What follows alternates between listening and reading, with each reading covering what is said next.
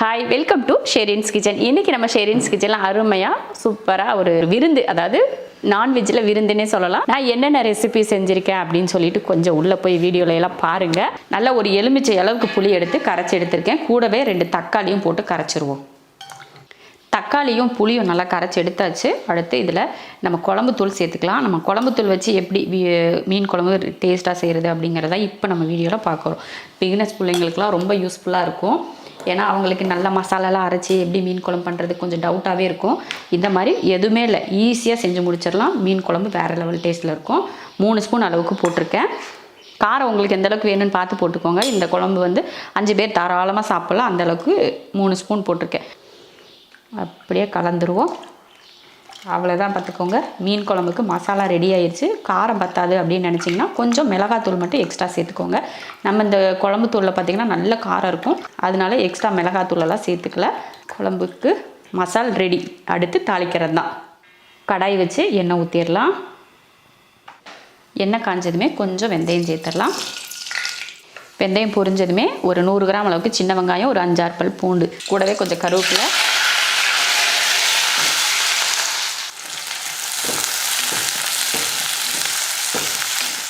பார்த்திங்கன்னா நல்லா பொன்னிறமாக வதங்கிருச்சு. அடுத்து வந்து நம்ம கரைச்சி வச்சுருக்கோம் இல்லையா மசாலா, அதை சேர்த்துடலாம். அடுத்து உப்பை போட்டு தண்ணி உப்பெல்லாம் சரி பார்த்துட்டு ஒரு 5 நிமிஷத்துக்கு நல்லா கொதிக்க விட்டுறலாம். அதுக்கப்புறமா மீன் போட்டுக்கலாம். ஒரு 5 நிமிஷத்துக்கு விட்டு நல்லா கொதிக்க ஆரம்பிச்சிருச்சு. இந்த டைமில் நம்ம மீன் போட்டுக்கலாம். நம்ம குழம்பு தாளித்ததுக்கப்புறமா அந்த மசாலோட பச்சை வாடை போனதுக்கப்புறமா, அதாவது ஒரு 5லேருந்து ஒரு 7 நிமிஷம் ஆகும் அந்த பச்சை வாடை போகிறதுக்கு. அதுக்கப்புறமா நம்ம மீன் சேர்த்துக்கலாம். நான் வந்து முன்னாடியே எப்போயுமே பார்த்திங்கன்னா மசால் தடவி வச்சுருப்பேன். கொஞ்சம் மிளகாத்தூள், மஞ்சள் தூள், உப்பு போட்டு இந்த மாதிரி மசால் தடவி தான் எடுத்து வைப்பேன். எப்போ நான் மீன் குழம்பு செஞ்சாலும் இப்படி தான் செய்வேன். மீன் வந்து ரொம்ப ருசியாக இருக்கும். மீனில் மசாலா போட்டு தடவி வச்சு மீன் குழம்புக்கு ட்ரை பண்ணது இல்லை அப்படின்னா நீங்கள் ஒரு முறை இது போல் ட்ரை பண்ணி பாருங்கள். மீன் போட்டதுனால நான் கரண்டி விட்டு கலர்றேன். கொஞ்சம் நேரம் ஆச்சுன்னா இந்த மாதிரிலாம் கரண்டி விட்டு கலரக்கூடாது. ஹை ஃப்ளேம் வச்சு நல்லா ஒரு கொதி வந்ததுக்கப்புறமா அடுப்பை சிம்மில் வச்சுட்டு ஒரு 5 நிமிஷம் வேக விட்டுறணும். சூப்பராக வெந்து இப்படியே மேலே வருது பாருங்கள். அவ்வளோதான், மீன் குழம்பு நல்லா வெந்துருச்சு. ரொம்ப போட்டு கலந்து விட வேண்டாம். அவ்வளோதான், இறக்கிடலாம். சூப்பரான மீன் குழம்பு ரெடி. இப்போ இறக்கி வச்சிடலாம். 1/2 கிலோ பிரான் எடுத்திருக்கோம். பெரிய இறால் தான், நான் வந்து அதை 2ஆக வெட்டி எடுத்திருக்கேன் பாருங்கள். அடுத்தது கூட கொஞ்சமாக மஞ்சள் தூள் சேர்த்துடலாம். இப்போ இறால் கழுவுறதெல்லாம் பார்த்தீங்கன்னா மீன் வாங்குகிற கடையிலே இதையும் சேர்த்து க்ளீன் பண்ணி கொடுத்துட்றாங்க. அடுத்து ஒரு 1/2 ஸ்பூன் மல்லித்தூள் சேர்த்துடலாம். 1/4 ஸ்பூன் கரம் மசாலா, மிளகாத்தூள் 1/2 ஸ்பூன், இஞ்சி பூண்டு பேஸ்ட் 1/2 ஸ்பூன். இப்போ இதை கலந்து வச்சிடலாம். அவ்வளோதான், மசாலா வந்து தடவியாச்சு. 1/2 மணி நேரம் இது ஊறட்டும். அதுக்கப்புறம் எடுத்து பார்த்துக்கலாம். பிரான் ஊற வச்சு 1/2 மணி நேரம் ஆச்சு. இப்போ அதை வறுத்து எடுத்துடலாம் ஃபஸ்ட்டு. இப்போ இதை பொரிச்சு எடுத்துடலாம்.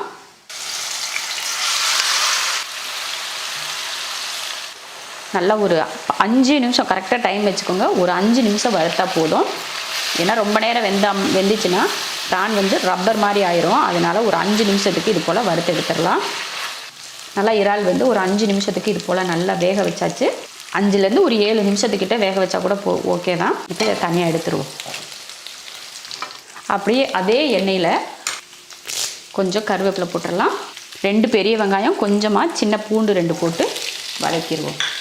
கொஞ்சம் உப்பு இதை போட்டு நல்லா வதக்கிடுவோம். கூடவே ஒரு 2 பச்சை மிளகாயை வெட்டி போடுவோம். நல்லா காரசாரமாக சுருக்குன்னு இருக்கும். வெங்காயம் வந்து நல்லா வதங்கட்டும். அதுக்கப்புறமா மற்றதெல்லாம் சேர்த்துக்கலாம்.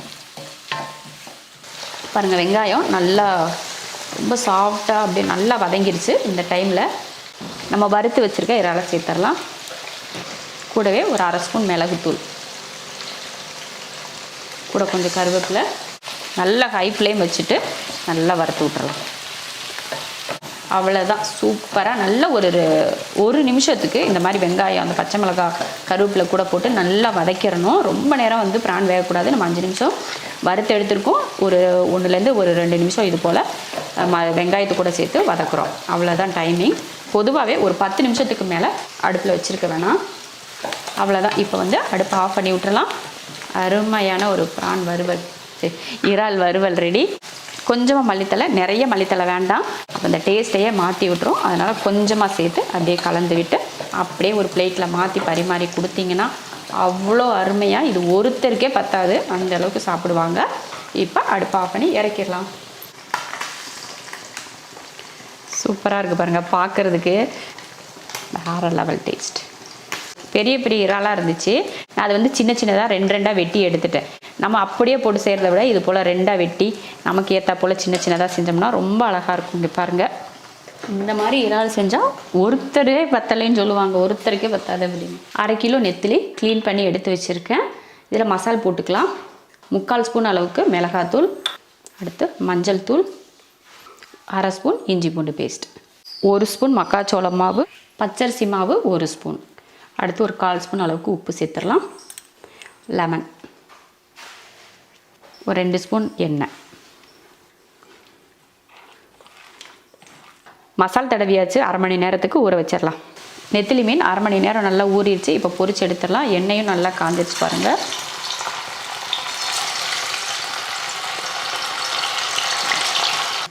அவ்வளோதான் பாருங்கள், நல்லா வெந்துருச்சு.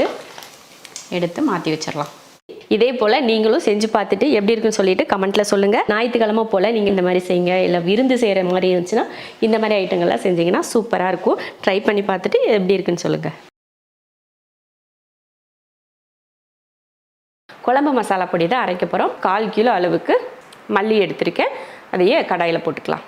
தனித்தனியாகவே போட்டு வறுத்துக்கலாம், ஏன்னா ஒவ்வொன்றும் ஒவ்வொரு விதமாக வறுப்படும் இல்லையா, அதனால கொஞ்சம் தனித்தனியாகவே வறுத்துக்கலாம். நல்லா மொறு மொறுன்னு இருக்கணும், அதே சமயம் கருக விட்டுறக்கூடாது, அதுதான் ரொம்ப முக்கியம். நல்லா பாருங்கள், மல்லி வந்து நல்லா அந்த வறுக்கிற மனம் வர ஆரம்பிச்சிருச்சு. இப்போ நம்ம இதை ஒரு பிளேட்டில் மாற்றிடலாம். 1/4 கிலோ மல்லியை பாருங்கள் எவ்வளோ அதிகமாக இருக்கிற மாதிரி இருக்குது. ஆறட்டும். அடுத்ததாக மிளகாய் வறுக்கலாம். அதுக்கு முன்னாடி கொஞ்சம் கல்லுப்பு போட்டுக்கோங்க, அப்போ இந்த மிளகாய் வறுக்கிற நெடி வந்து நமக்கு தெரியாது. அதனால கொஞ்சம் கல்லுப்பு போட்டுட்டு இதை வறுத்துக்கலாம். 125 கிராம் வரமிளகாய், காஷ்மீரி மிளகாய் அது இது எதுவுமே கிடையாது, நார்மலாக 125 கிராம் அளவுக்கு நார்மல் மிளகாய் தான் சேர்த்துக்கிறேன். நீட்டு மிளகாய், உங்ககிட்ட எந்த மிளகாய் இருந்தாலும், குண்டு மிளகாய் இந்த மாதிரி எது இருந்தாலும் சேர்த்துக்கோங்க. வறுத்து எடுத்ததுக்கப்புறமா பார்த்திங்கன்னா அந்த குச்சியெல்லாம் எடுத்துக்கலாம். இப்போ வறுக்கிறது எடுத்தோன்னா அந்த மிளகாய் 1-2 உடஞ்சி போச்சுன்னா அப்புறம் விதையெல்லாம் வந்துருச்சுன்னா பார்த்திங்கன்னா காரம் வர ஆரம்பிச்சிடும். அதனால் வறுத்ததுக்கு அப்புறமா அந்த மிளகாயோட நல்லா தண்டெல்லாம் எடுத்துக்கலாம். அவ்வளோதான். இப்போ நம்ம மிளகாய் வறுக்கிறப்ப பார்த்திங்கன்னா கொஞ்சம் உப்பெல்லாம் இருக்கும். நம்ம சின்னதாக நம்ம போடுறப்ப சப்பையாக இருந்துச்சா, இப்போ பார்த்திங்கன்னா உப்பெல்லாம் வர ஆரம்பிச்சிருச்சு பார்த்திங்களா. இந்த மாதிரி வறுத்தாலே மிளகாய் வந்து நல்லா வறுப்பட்டுருச்சு அப்படின்னு அர்த்தம் தான். இப்போ நம்ம இதை எடுத்து ஒரு பிளேட்டில் மாற்றிக்கலாம். நான் உப்போடையே கொட்டிட்டேன் மிளகாயை, கடைசியில் நம்ம கொஞ்சம் உப்பு வறுத்து தான் போடுவோம், அதனால் ஒன்றும் பிரச்சனை இல்லை. அடுத்து வறுக்கிறது பார்த்திங்கன்னா துவரம்பருப்பு 30 கிராம், கூடவே பாருங்கள் அரிசி, நம்ம சாப்பாட்டு அரிசி அதுவும் 30 கிராம். ரெண்டையும் ஒரே மாதிரி வறுத்துக்கலாம், ஏன்னா இது ரெண்டும் வறுக்கிற டைம் வந்து ஒரே மாதிரி இருக்கும், அதனால் இது ரெண்டும் ஒன்றாவே போட்டு வறுத்துக்கலாம். நல்லா பாருங்கள், அரிசி பருப்பு ரெண்டும் நல்லா வறுத்தாச்சு பாருங்கள், பொன்னிறமாக வறுத்தாச்சு. இதையும் மாற்றி வச்சிடலாம். அடுத்து சீரகம் 30 கிராம், மிளகு 20 கிராம், சோம்பு 20 கிராம், இதை வறுத்துடலாம். ஒவ்வொரு பொருளும் வறுக்கிறப்போ பார்த்து பக்குவமாக வருங்க, ரொம்ப கருக விட்டுறக்கூடாது. கருகுச்சுன்னா அந்த மசாலாவோட டேஸ்ட்டும் மாறிடும். ஏன்னா எந்த பொருள் கருகி போனாலும் கசப்பு வர ஆரம்பிச்சிடும், அதனால் பார்த்து பக்குவமாக வறுத்துக்கோங்க. அவ்வளோதான், இந்த மசாலாவும் நல்லா மணம் வர ஆரம்பிச்சிருச்சு. இதையும் எடுத்து பிளேட்டில் மாற்றிடலாம். அடுத்ததாக 15 கிராம் அளவுக்கு வெந்தயம், 20 கிராம் அளவுக்கு கடுகு, ரெண்டுமே பாருங்கள் ஒரே டைம். வறுக்கிற பொருளுங்களை பார்த்து சேர்த்துக்கோங்க, அப்போ வந்து உங்களுக்கு வறுக்கிற டைமிங் வந்து கரெக்டாக இருக்கும், உங்களுக்கு பக்குவமும் கரெக்டாக வரும். இல்லைன்னா ஒன்று வறுத்துருக்கும், ஒன்று வறுக்காமல் இருக்கும். அரிசி பருப்பெல்லாம் பார்த்திங்கன்னா நல்லா வறுக்கலை அப்படின்னா நீங்கள் குழம்பு செய்கிறப்போ அது மாதிரி குழம்பு வந்து நுரையாக பொங்கிட்டு வரும். அதனால் அதை நல்லா பக்குவமாக வறுக்கணும். அதே போல் வெந்தயத்தையும் நீங்கள் நல்லா வறுக்கலை, வெந்தயம் கடுகு நல்லா வறுக்கலை அப்படின்னாலும் அந்த குழம்பு வந்து ஒரு மாதிரி வலுவலுன்னு இருக்கும். அதனால் பார்த்து பக்குவமாக வறுத்துக்கோங்க. வெந்தயத்தை கருக விட்டுறக்கூடாது. நல்லா வெடிச்சிருச்சு பாருங்கள், கடுகு நல்லா வெடிச்சிருச்சு, வெந்தயமும் நல்லா கலர் மாதிரி நல்லா மனம் பார்த்திங்கன்னா கமகமன்னு வருது. இதையும் மாற்றிடலாம்.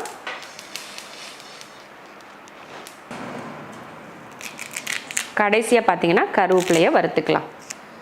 நல்ல மணமாக இருக்கும். கருவேப்பிலை போட்டு நல்லா வறுத்து போட்டோன்னா பொடி வந்து நல்ல மணமாக இருக்கும்.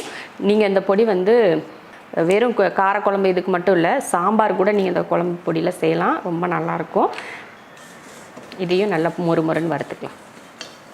அடுத்து நீங்கள் வந்து பெருங்காயம் வந்து நம்மக்கிட்ட வந்து பெருங்காயம் வந்து கட்டி பெருங்காயம் இல்லை, தூள் பெருங்காயம் தான் இருக்குது. அதனால நான் கடைசியாக போடுறப்போ போட்டு எடுத்து அரைச்சிக்கலாம். கட்டியாக இருந்தால் அந்த மாதிரி வறுத்து தான் போடணும். எல்லா மசாலா பொடி வறுக்கிறதுக்கு பார்த்தீங்கன்னா கொஞ்சம் கூட ஒரு துளி கூட நீங்கள் எண்ணெய் ஊற்றக்கூடாது. எண்ணெய் இல்லாமல் வறுக்கணும். எண்ணெயை போட்டு வறுத்துட்டிங்கன்னா மசால் பொடி சீக்கிரமே அந்த ஒரு மாதிரி சிக்கு வாடைன்னு சொல்லுவாங்க இல்லையா, அந்த வாடை வந்துடும். அதனால் எண்ணெய்ன்றது இருக்கவே கூடாது. அது போல் ஈரப்பதமும் இருக்கக்கூடாது. அப்போ தான் உங்கள் மசாலா வந்து ரொம்ப நாளைக்கு கெட்டு போகாமல் இருக்கும். பாருங்கள், கருவேப்பிலையும் நல்லா மொறுமொறுன்னு வந்துருச்சுங்க. லைட்டாக இருக்குது. நீங்கள் காஞ்ச கருவேப்பிலை இருந்தால் போட்டுக்கோங்க. நம்ம வீட்டில் காஞ்சது இல்லை, அதனால தான் பச்சையாக போட்டிருக்கேன். நல்லா நம்ம கையில் ஒரு கொத்து கருவேப்பிலை சவுண்டுலேயே தெரியுது பார்த்தீங்களா, கருவேப்பிலை வறுத்தது இருந்தால். அவ்வளோதான். இதையும் மாற்றி பிளேட்டில் போட்டுருங்க. எல்லாத்தையும் வறுத்து எடுத்தாச்சு. நான் பார்த்தீங்கன்னா இது கூடவே 20 கிராம் அளவுக்கு மஞ்சள், விரலி மஞ்சள் இருக்குது பார்த்தீங்களா, அது 20 கிராம் போட்டுக்கோங்க. கரெக்டாக இருக்கும் இந்த அளவுக்கு. அடுத்ததாக பார்த்தீங்கன்னா உடனே வந்து நம்ம அரைக்கிறதுக்கு எடுக்கக்கூடாது. நல்லா ஆற வைக்கணும். ஆறினதுக்கு அப்புறமா போட்டு அரைச்சாதான் நல்லா இருக்கும். உதிரியாக வரும் பவுடர். இல்லைன்னு வச்சுக்கோங்களேன், அப்படியே போட்டு சூடாகவே போட்டு அரைச்சோம்னா அப்படியே பவுடர் ஈரப்பதமாயிரும். அதனால் வேர்த்து போயிடும். அதனால் நல்லா சில்லுன்னு ஆற வச்சுட்டு அதுக்கப்புறமா தான் அரைக்கணும். இப்போ வந்து இந்த காம்பெல்லாம் எடுத்து போட்டுட்டு ஆற விட்டுறலாம். நல்லா மல்லியெல்லாம் பார்த்தீங்கன்னா நல்லா காஞ்சிருச்சு. காஞ்சதுக்கப்புறமா ஒன்றா போட்டு நம்ம அரைச்சிக்க கொடுத்து விட்டுறலாம். கூடவே கொஞ்சம் பெருங்காயத்தூள் சேர்த்துக்கலாம். என்கிட்ட கட்டி பெருங்காயம் இல்லை, அதனால் பவுடர் பெருங்காயம் சேர்த்துக்கிறேன். அப்படி அவ்வளோதான், அரைச்சி எடுத்துக்கலாம். நீங்கள் மிஷினில் கொடுத்து அரைச்சாலும் சரி, இல்லை வீட்டிலையே மிக்சியில் அரைச்சாலும் சரி, இல்லை நீங்கள் மசாலா பவுடர் அரைக்கிற மிஷின் வச்சுருந்தாலும் சரி, எதாக இருந்தாலும் நீங்கள் அதில் போட்டு நல்லா பவுட்ரு பண்ணிக்கோங்க. மசாலா பொடி அரைச்சிட்டு வந்தாச்சு. நல்லா வருங்க, அப்படி வலுவலுன்னு அரைச்சாச்சு. நம்ம வீட்டில் மிக்சியில் அரைக்கிற மாதிரி இருந்ததுன்னா அரைச்சிட்டு நம்ம ஜலிச்சு எடுத்து வச்சுக்கணும். மிஷினில் கொடுத்து அரைக்கிறதுனால நம்ம அந்த மாதிரி ஜலிக்கெல்லாம் தேவையில்லை. அரைச்சிட்டு வந்தால் பார்த்தீங்கன்னா மசாலோ மாவு எதுவாக இருந்தாலும் சூடாக இருக்கும். அதெல்லாம் நல்லா ஆற வச்சு இந்த மாதிரி ஒரு டப்பாவிலேயே சம்பளத்தில் போட்டு எடுத்து வச்சிட்டிங்கன்னா அது பாட்டுக்கு இருக்கும். நான் வந்து 1/4 கிலோ அளவில் செஞ்சுருக்கேன். நீங்கள் வந்து நான் போட்ட அளவில் அரை கிலோவுக்கு செஞ்சிங்கன்னா நான் போட்ட அளவில் ஒரு பங்கு அதிகமாக சேர்த்துக்கிட்டிங்கன்னா நீங்கள் 1 கிலோ அளவில் கூட நீங்கள் அரைச்சிக்கலாம். எல்லா குழம்புக்குமே நல்லாயிருக்கும். நீங்கள் சாம்பார் செஞ்சால் கூட இந்த பவுட்ரு போட்டு சாம்பார் செஞ்சிங்கனாலும் டேஸ்ட் சூப்பராக இருக்கும். கண்டிப்பாக இதே போல் நீங்களும் ட்ரை பண்ணி பாருங்கள். நம்ம வீட்டில் நான் இப்படி தான் மசாலா அரைச்சிக்குவேன்.